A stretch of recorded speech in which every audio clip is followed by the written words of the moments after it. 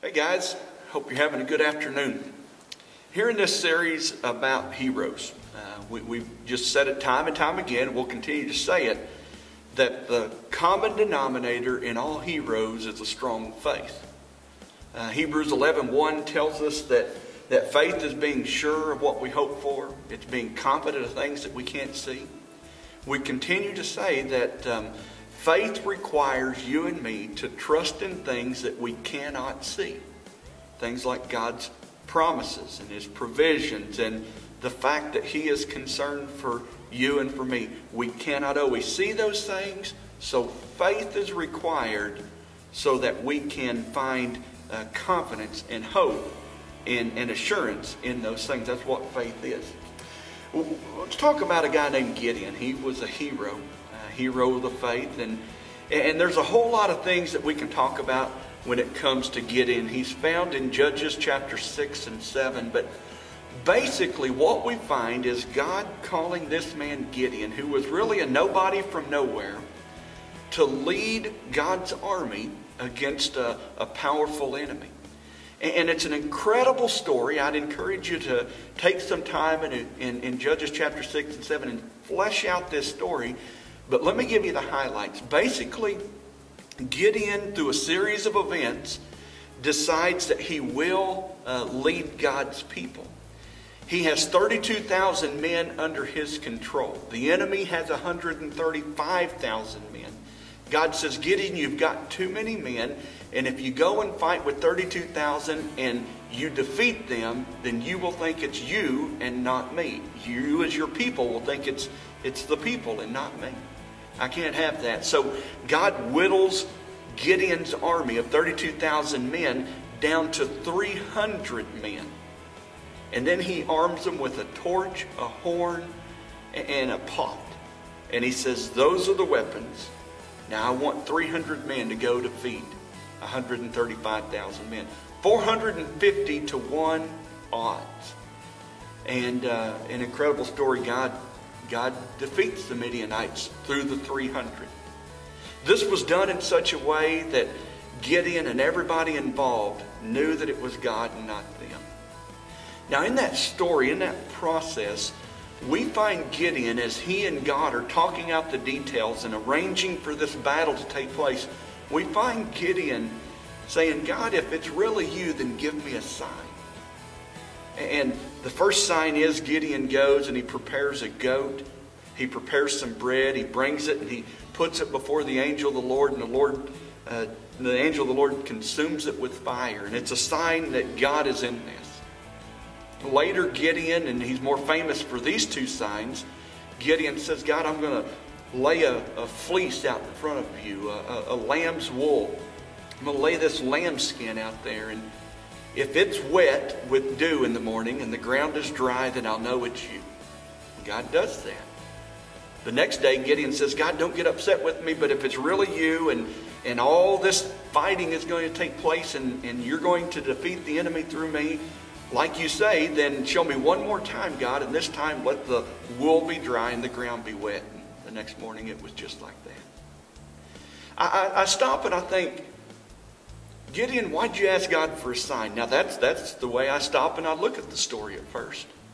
But then when I get into this story and really read it and study it and spend some time praying about it, I come to realize that nowhere in it did God get on to Gideon for asking, not once, not twice, but 3 times for a sign. And on top of that, if you continue to read, you'll see that in Judges chapter 7, God says, Gideon, the night before they attacked, actually just hours before they attacked, he says, Gideon, if you're still worried about things, sneak down there to the camp, eavesdrop on the conversation that's going on in the tent, and I think you'll be encouraged. And Gideon sneaks down and listens, and the conversation that the guys are having inside the tent is yet one more sign that God is in this and that the enemy has been defeated already. So 4 signs. 3 of them Gideon asked for. 1 of them God just says, let me throw this in to make sure that you're okay with it. I want to ask you a question here this evening, and it's probably different than what you would think about when you're thinking about Gideon and the fleece and the signs that he asked for. But When, if ever, is it okay to ask God for a sign? I want you to pause it and talk that over amongst the group here.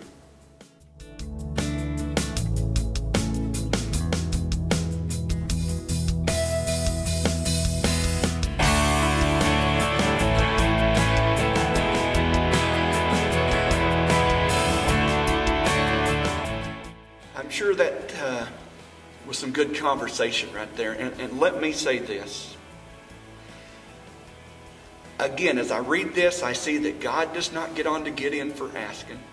And God gives him one extra sign past what he asked for. I believe that God wants to show up in your life in such an overwhelming way. I believe God wants to show up and do so much incredible stuff in your life that He wants you to see Him. He wants you to experience Him. And I believe that there are times in life, great big situations. Gideon had the lives of lots and lots of people in his hand. Gideon was making a huge decision right here. And he asked God, said, God, would you just help me grow my faith? I think there's times that we do find it appropriate to bow before God and humbly say, God, just grow my faith. Help me see you in this. Show yourself strong in my life. In essence, all those things are saying, God, give me a sign. Now let me say on the flip side of that coin, that if we operate out of God show me a sign on everything, then I think we're getting in the wrong boat right there. I think we're not living by faith at all, but we're just asking God continuously to show us and give us signs. There's a balance there. So I hope you got some good stuff out of that when you stopped and asked, when? When can you do that? Let's talk about faith just one more minute here. And again, faith is what we can't see. Let me say this. If you and I walk by sight, that's the opposite of walking by faith. If we walk by sight solely, then we see everything through a perspective of human perspective. All the decisions we make are based on human logic and what we can figure out. But if we walk by faith and not by sight, then God is factored into the equation and human perspective is set to the side. And from that point forward, life will never be the same because God has shown up. I want to just ask you this evening in closing, why is it you and I have so much difficulty walking by faith? Why do we want to walk by sight? Why is that? In the story of Gideon, I wonder, would we have been in the 300 surrounding the Midianite camp with a horn and a torch and a clay pot? Walking by faith and not by sight. Why is that so difficult for us? Guys, I want you to pause it, talk that out, and I'll see you back here next week.